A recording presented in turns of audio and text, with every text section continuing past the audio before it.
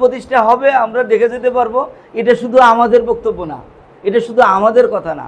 এই দেশের আপাময় জনসাধারণ এখন স্বপ্ন দেখে কাকে নিয়ে বলেন? জামাতকে নিয়ে স্বপ্ন দেখে। এদেশের মানুষ বুঝে ফেলেছে এদেশে ইনসাফ প্রতিষ্ঠা জামাত ছাড়া আর কারোর পক্ষে সম্ভব হবে না। এটা 5 তারিখের আগেও বুঝতে পারছিল, 5 তারিখের আগেও বুঝতে পারছিল।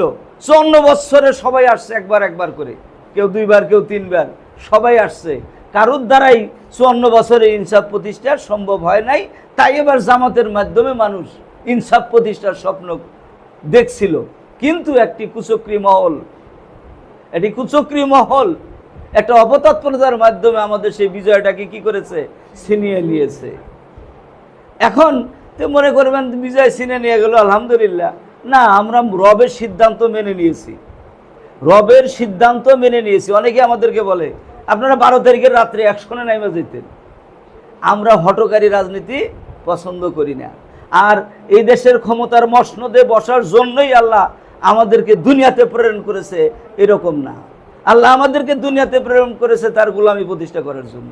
এখন ওইখানে গিয়া গোলামি প্রতিষ্ঠা করা সম্ভব না বাইরে থেকে সম্ভব? আমাদের মিশন হচ্ছে আল্লাহ সন্তুষ্টি অর্জন।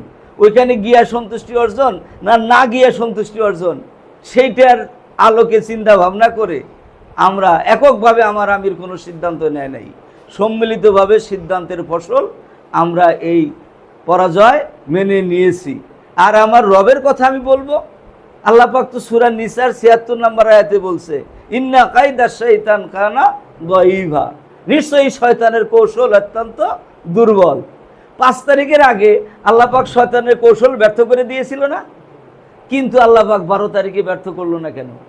আল্লাহ কি পারতো না এই কুচক্রীদের ওপর কলমটা করে দিত, হাত অবশ করে দিত? যেখানে 3 রে 6 বানাইছে, হাত অবশ করে দিলেই তো পারতো না। কিন্তু আল্লাহ চাইছে এটাই। আমার তো মনে হয় ওই দিন 12 তারিখে ক্ষমতার মসনদে না গিয়া আরো 5 বছরের সুযোগ পাওয়া, 3 বছরের সুযোগ পাওয়া, এটা আমাদের জন্য শুকর, আলহামদুলিল্লাহ। কারণ একটি রাষ্ট্র পরিচালনা করা, এমনি আধুনিক রাষ্ট্র পরিচালনা করা এক জিনিস, আর ইসলামী রাষ্ট্র পরিচালনা করা কি এক জিনিস? ইসলামী রাষ্ট্র পরিচালনা করা এক জিনিস না। আল্লাহ পাক ওই জমিনেই খেলাফত দেয় যে জমিনের অধিকাংশ মানুষ ইসলাম চায়, এবং যেই জমিনে একদল যোগ্য লোক তৈরি হয় যারা ইসলামী শাসন পরিচালনা করার মতো যোগ্যতা রাখে। এই 2টা শর্ত ফুলফিল না হওয়া পর্যন্ত আল্লাহ কোনো জমিনে কোনো জনগণকে খেলাফত দেয় না। আলহামদুলিল্লাহ, এই দেশের জনগণ এখন ইসলাম চাচ্ছে। সংখ্যাগরিষ্ঠ মানুষ এখন কি চায়? ইসলাম চায়। এখন হয়তোবা আল্লাহ মনে করছে যে আমার ইসলামকে এই মুহূর্তে খেলাফতের মসনদে বসায় দিলে তারা হয়তো চালাইতে একটু কষ্ট হইতো। হয়তো আল্লাহ আমাদেরকে আরো পরিণত করার জন্য আরো কিছু সময় বাড়িয়ে দিয়েছেন। হয়তো আল্লাহ আমাদের আরো কিছু পরীক্ষা করবে। আমাদের মধ্যে আমরা সবাই যে 100-তে 100 এটা কি দাবি করতে পারবো? হয়তো আল্লাহ আর একটা পরীক্ষা দিবে। এই পরীক্ষার মাধ্যমে কিছু লোক ছাঁটাই হয়ে যাবে। একেবারে সোনার মতো খাঁটি মানুষদেরকে নিয়ে, আমার প্রিয় নবী হযরত মুহাম্মদ সাল্লাল্লাহু আলাইহি সাল্লাম যাদেরকে নিয়ে মক্কা ইসলাম প্রতিষ্ঠা করেছিল, এইরকম একটা লোক তৈরি করার জন্য হয়তো আল্লাহ আমাদের আরো কিছু সময় এক্সটেনশন করে দিয়েছেন। তো যেহেতু আল্লাহ এক্সটেনশন করে দিয়েছেন, এখন ওই রাসূলের সহযোগীদের মতো আমাদের কি হইতে হবে? এখন যোগ্যতা অর্জন করতে হবে। আজকে যারা এখানে বসে আছেন, আপনারা আগামী ইসলামী রাষ্ট্রের কর্ণধার। কি ইসলামী রাষ্ট্রের খালি একজন প্রধানমন্ত্রী দিয়েই রাষ্ট্র পরিচালিত হবে?